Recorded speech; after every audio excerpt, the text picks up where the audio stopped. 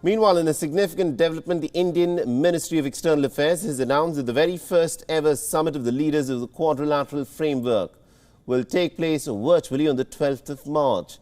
The primary focus of the summit will, of course, be to exchange views on practical areas of cooperation towards maintaining free, open and inclusive Indo-Pacific.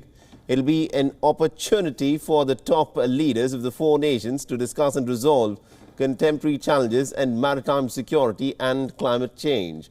Now, the statement issued by the Ministry of External Affairs has further said that the leaders might actually explore opportunities for collaboration in ensuring safe, equitable and also affordable vaccines in the Indo-Pacific region.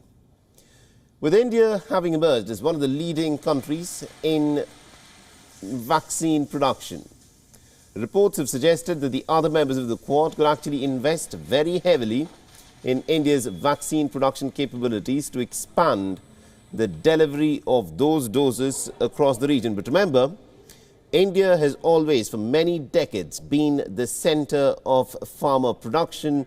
Pretty much any individual anywhere in the world who may have had a vaccine would have had a vaccine that had been made in India.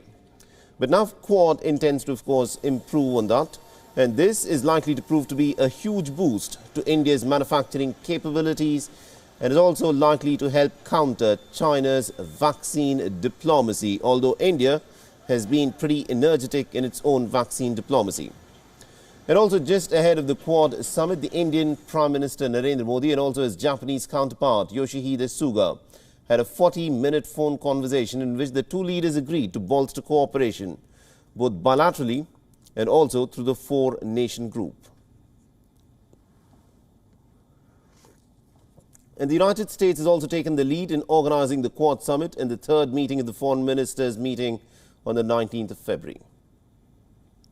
Of our time today was spent on how to give policy directions to broaden our cooperation and encourage more activities and collaborations. We focused on 5.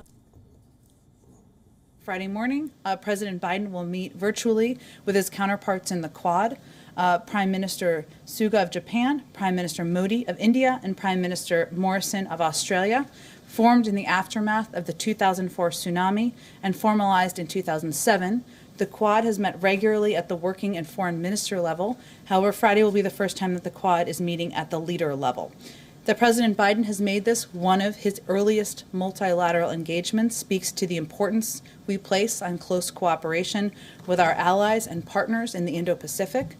A range of issues, of course, will be discussed. We expect to be discussed, I should say, facing the global community, from the threat of COVID to economic cooperation and, of course, to the climate crisis.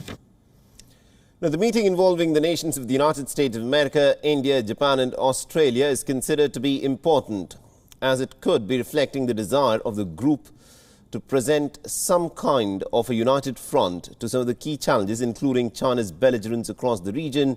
But although on the trade front, the issue is each one of these nations is very, very deeply coupled with China. WION is now available in your country. Download the app now and get all the news on the move.